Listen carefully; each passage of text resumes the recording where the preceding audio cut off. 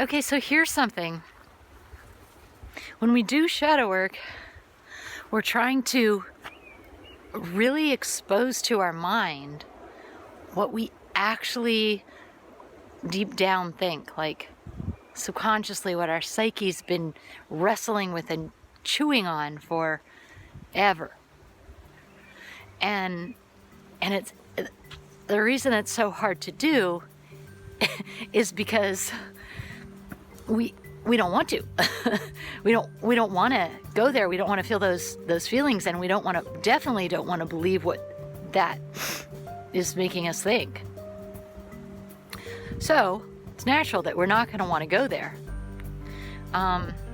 Yes, this is Portugal. It's so pretty here. I'll show you around. I'm taking my walk. I try to go on a walk every day. And I'm near a town called Ericeira, if you're interested in knowing where this is, what part of Portugal. One of the ways that I do it with myself and with the people I work with is that you basically are trying to find what part of you can't accept, what part of you keep like pushing in a corner, and that's going to be the part of you who other people didn't accept, and the what you would basically get either made fun of for or in trouble for or rejected for. So if you had shame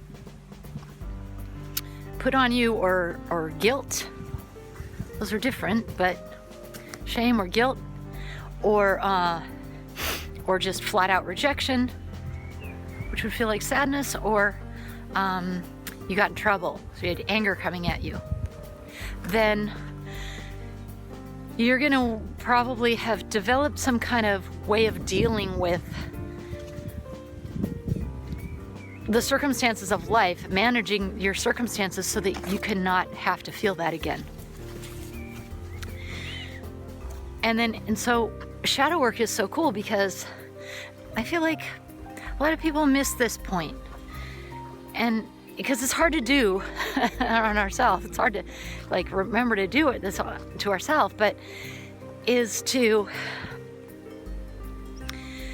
take on the feeling, the personality, the pure aspect of just that perspective, because it's going to be pretty messed up. It's going to be it's not the whole of you. So if part of you doesn't, I'll give you a ton of examples so that this makes sense, because if it doesn't make sense in the real world, what's the point? Let's say there's a part of you who doesn't accept living. Let's just go really extreme. Now that's going to feel like a bad thing to think about, and you're going to have all these ideas of like, oh, I shouldn't entertain that idea. And I'm definitely not saying like entertain that idea, but entertain actually accepting the part of yourself in a very like just realistic way. Like, okay, let's just get the truth out, truth bomb time, and just let yourself express. I don't want to live. I mean, it's not saying I'm going to go do something about it. It's just saying there's a part of me that's like legit, like no to life, right? I have that. I struggle with that. And so if I could just like say from that perspective, as if I'm a character in a play, and just act the part, you know, to a point, like in my mind, and just like cry it out or whatever, it's validating, because what you're doing is you're letting yourself have that truth. You're letting yourself have your reasons. Yet you came to that conclusion based on some evidence that you had to experience in your nervous system, and it wasn't a picnic. So you actually feel that way, let's say. All right, let's do another one. Let's say you don't accept, and so the point is that it's that what makes it hard to get through that or incorporate that part of you is that there's shame guilt. There's a whole thing we tell ourselves about having that thought and having that idea. That's bad. I'm going to do something about it. I'm going to be da-da-da-da, I'm gonna, you know. Okay, let's use another example. So sometimes I feel ashamed that I don't maybe have enough friends. and then like, I don't want to admit that to anybody. I like that, but I don't accept the party who actually has a reason for that. You have a reason for these things. So to then take on that character and act it out, like be it, feel it, go from that perspective, as if you've diluted. It's not a matter of like going into that perspective. It's a matter of not going into any other perspective. You're basically just like not allowing yourself to have the voice that shuts that one down. And so it feels like, oh, I'm just like completely downloading and entering that part of my being.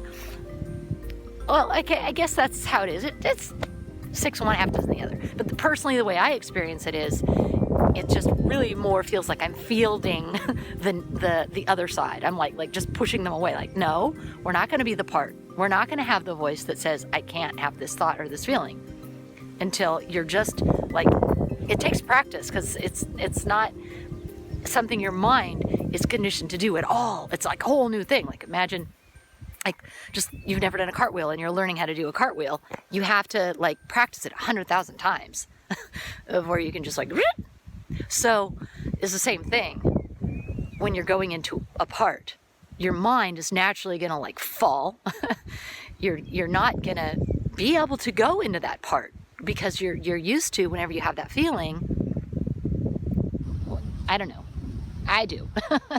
But whenever one usually has a certain like thought, oh, I don't want to live, blah, blah, blah, and then the other voice comes in right away. Bang! Stop thinking that way. You should be happy. You should be grateful. Why can't I just be happy? Blah, blah, blah, or I have, I'm a human being. I have a human body, and this is an incredible opportunity. How come I'm just like such a loser?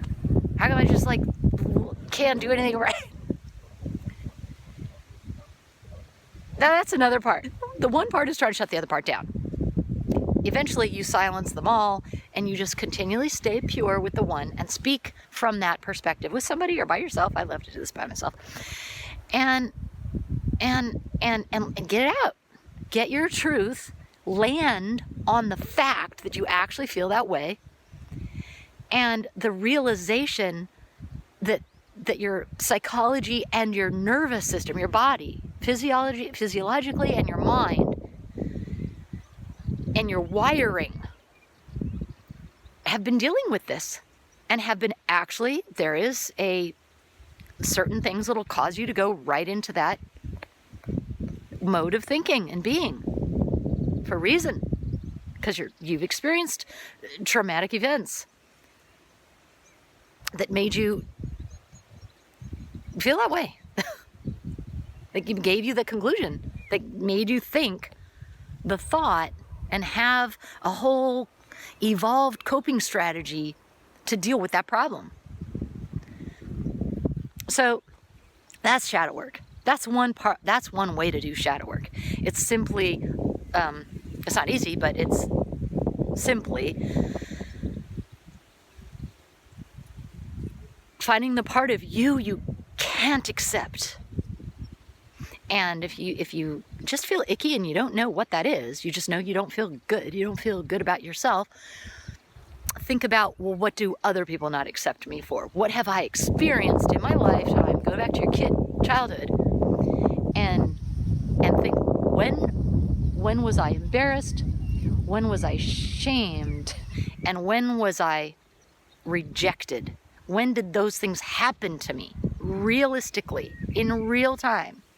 You're not making it up, because your nervous system is kicking into gear the whole belief systems and then the coping strategies around avoiding that pain again. And then once you have one or two, right? Okay, this is something I don't accept about myself. Like, that's a gold nugget. That's really important to find. It's so important to find that. So much of healing work is about solving a problem and then finding aligned action into the way to make the situation better.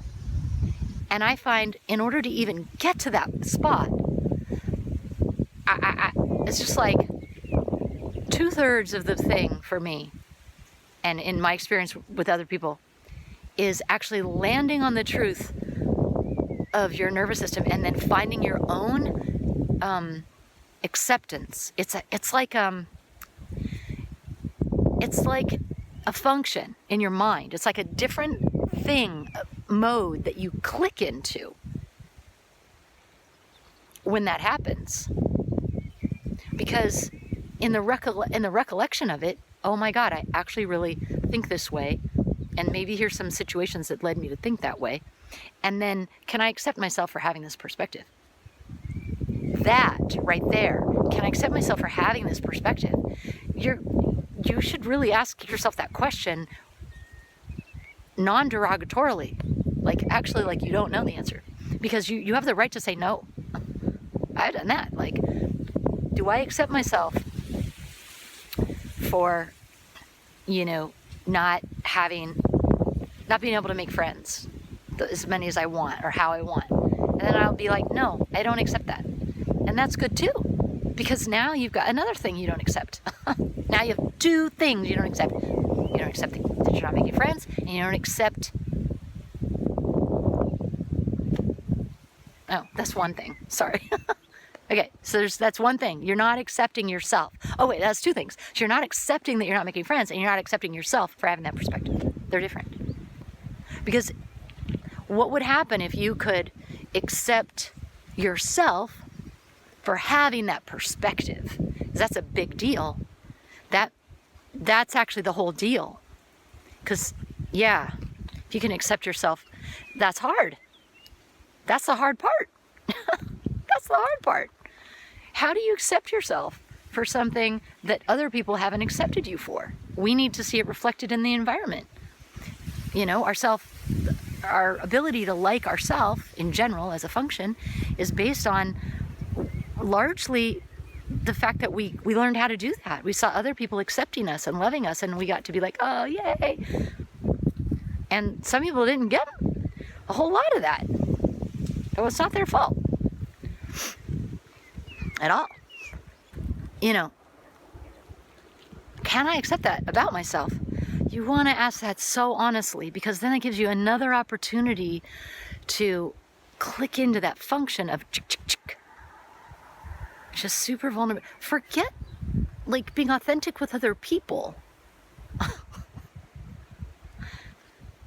That's what I say. I mean, what I'm saying is, like, to be authentic with ourselves is flipping hard.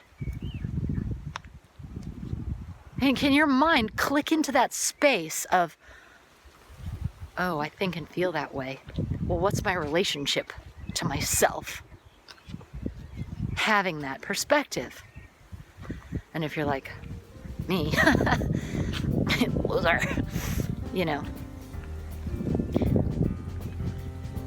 that's the truth bomb for yourself.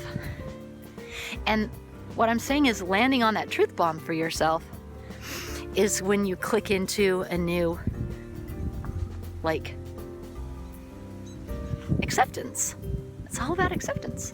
It's all about acceptance, self-acceptance. But how do you have self-acceptance? Well, that's one way. That's one way, is find the parts of you that other people didn't accept. Ask yourself, how do I feel about that? Yeah, I don't like that about myself. Now, what kind of situations in the past led me to that conclusion? And then be sensitive to your nervous system. Feel in your body. Feel in your where is that feeling? Let yourself have that feeling. Let yourself actually have that feeling. Feel what that's like. Because when you land on the feeling, if you stay long enough on the feeling, what you'll find is that there's something vibrating inside that feeling that knows your worth, that knows your worthiness, that knows your power, knows cheerleading speech, but you get the idea. that's how I've experienced it. Find those things and then ask yourself those questions. And so that's another take on shadow work for you guys. Until next time, see you.